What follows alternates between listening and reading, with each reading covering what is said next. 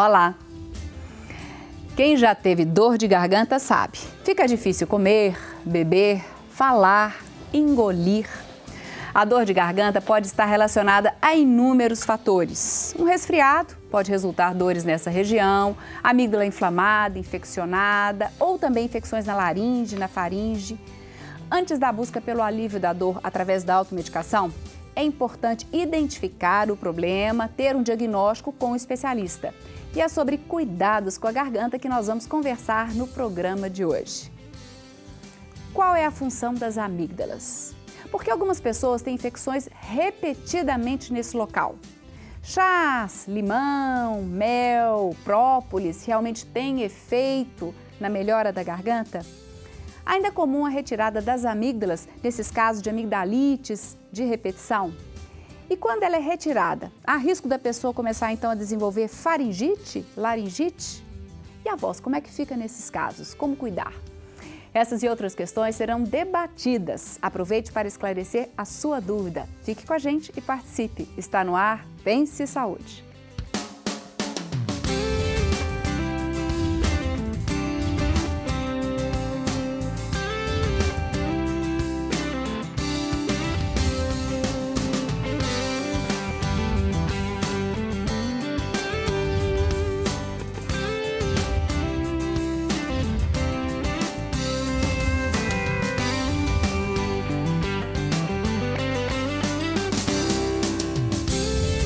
Então, para falar sobre dor de garganta, participam, e os cuidados com a garganta, né? Participam com a gente os otorrinolaringologistas doutor Ronaldo Kennedy de Paula Moreira e o doutor Eustáquio Nunes Neves, ambos médicos cooperados da Unimed BH.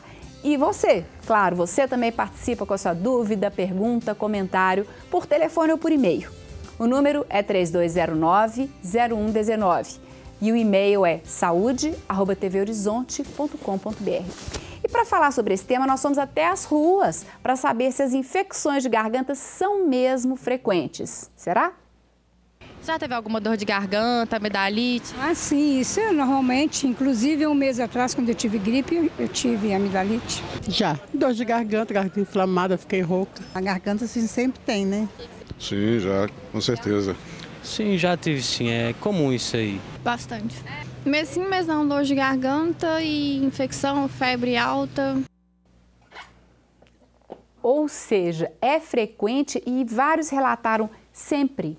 Essa última então diz mês sim, mês não, e outras relataram, ah não, sempre que eu tenho alguma gripe, algum resfriado, a minha garganta, ou sempre que esfria. É uma queixa muito frequente no consultório de vocês, doutor Ronaldo? Com certeza, principalmente nos plantões de urgência. A incidência é bem alta. E agora nessa época então aumenta. Também, o frio é uma das... Porque além do frio, a umidade relativa do ar também cai, o ar fica mais seco.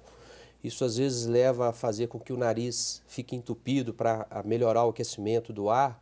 E principalmente à noite, que esfria mais e fica mais seco, quando a gente dorme, relaxa e a gente tende a abrir a boca para respirar. Às vezes, necessariamente, você não tem um problema, mas essa respiração oral com ar seco e frio acaba irritando a mucosa, às vezes até desenvolvendo um processo inflamatório. Ah, tá certo.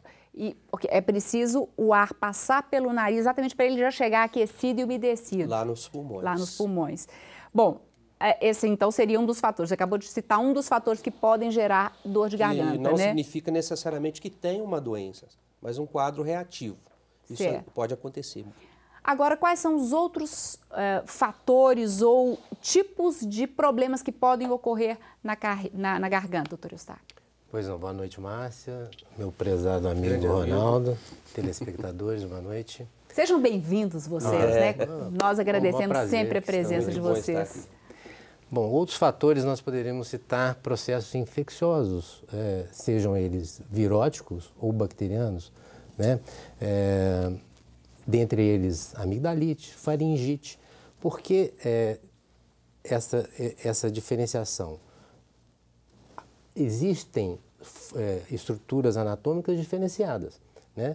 As amígdalas, elas podem estar inflamadas ou infectadas sem comprometimento da faringe. Não, mas então, já que você está falando de estrutura, vamos explicar esse caminho para a gente entender o que tem nesse caminho, que estruturas que são essas? Por exemplo, a faringe, ela é dividida em 3 andares. Atrás do nariz nós temos a nasofaringe, que é onde se encontra um tecido linfóide, que é adenoide, que é outro tecido de proteção, junto com a amígdala, que nós todos nascemos com adenoide e, na maioria das pessoas, ocorre uma regressão espontânea com o crescimento. Ah, é? Isso. Naquelas crianças nas quais não há regressão espontânea, indica-se procedimento cirúrgico em virtude de propiciar infecções de repetição e outras situações.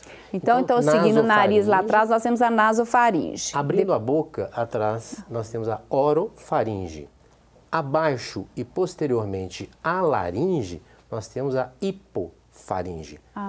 E a laringe tem uma estrutura chamada epigote. Quando nós vamos alimentar, a epigote tampa a passagem respiratória, o alimento desce da oro para a hipofaringe e vai para o esôfago. Ah, tá. Então essas estruturas é que podem ser afetadas. Isso. A faringe, a laringe e o que tem na orofaringe? Nós temos a amígdala palatina. O que tem na rinofaringe? Adenoide. Adenoide. A tuba auditiva também, né, doutor Ronaldo? Isso. Então, acaba que nós vamos falar dessas estruturas ao longo do programa, né? A adenoide, a laringe, a faringe e as amígdalas, né? Que são as causas dos nossos problemas.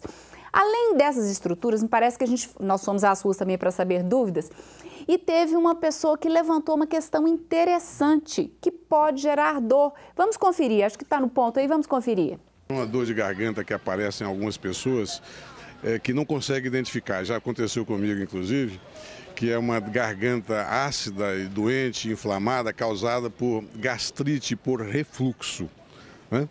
E qual o tipo de tratamento que eles indicam para essa situação, quando você tem refluxo, principalmente para crianças, né, e adolescentes? Pois é, além de todos esses problemas que podem existir por causa de frio, de temperatura, o refluxo pode gerar esse problema? Certamente. Hoje existe o conceito de árvore única. A árvore respiratória começa aqui no nariz e vai até lá no alvéolo, lá no pulmão, lá no fundo. Então, é um tubo que tem interligações. A garganta está ali no meio, a orofaringe que o Dr. Eustáquio referiu.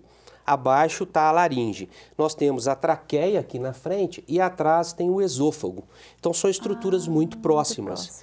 Então, é muito comum, às vezes, a acidez que há no estômago, no esôfago, subir e essa região da orofaringe ficar com esse pH ácido.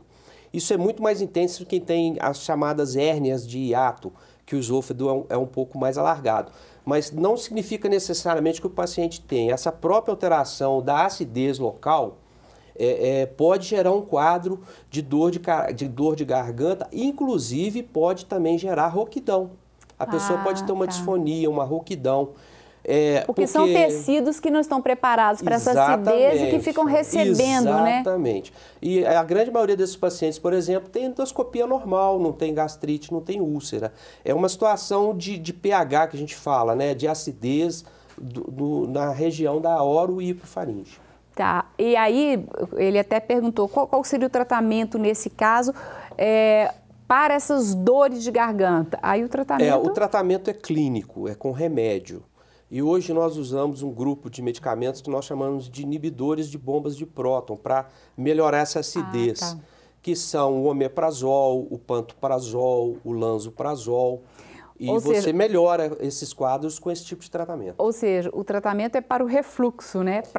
Claro que deve ter um tratamento pontual naquele momento da dor aguda, mas o ideal é tratar o refluxo, porque senão o tecido vai estar sempre se ferindo novamente, né? E tem uma coisa interessante, que quando nós examinamos a orofaringe e às vezes a hipofaringe, a gente não vê inflamação, a gente não vê sinais de infecção. Às vezes você vê uma mucosa até um pouco ressecada, como se estivesse um pouco espessada. Ela faz isso para tentar suportar aquela acidez que está ali naquele momento. Entendi. Aí dá aquela sensação de bolo na garganta, que é muito comum. a pessoa tem a impressão de que tem catarro agarrado, fica raspando, pigarreando e não sai nada. Então são também, esses sintomas também aparecem e muitas vezes pode vir com a dor de garganta e a rouquidão. Tá certo. De todas essas que a gente falou, que você até explicou, de todas as estruturas, doutor Eustáquio, o que é mais frequente hoje em dia? São as faringites, as amigdalites, as laringites ou... Nesse período do ano? Nesse período do ano. É, todas elas. Todas? Todas. E vai mudar de acordo com a idade, né? Ou seja, crianças têm mais adenoidites, por exemplo, ou tem adenoidite associada à amigdalite. O adulto jovem já tem mais amigdalites ou faringites, né? São situações distintas, mas com o passar dos anos, a tendência da pessoa que teve episódios recorrentes de infecção de via aérea superior, seja ela amigdalite ou faringite, é que ocorra um espaçamento maior. Existe uma melhora espontânea mesmo com o passar do tempo? De uma certa forma. Por que eu pergunto isso?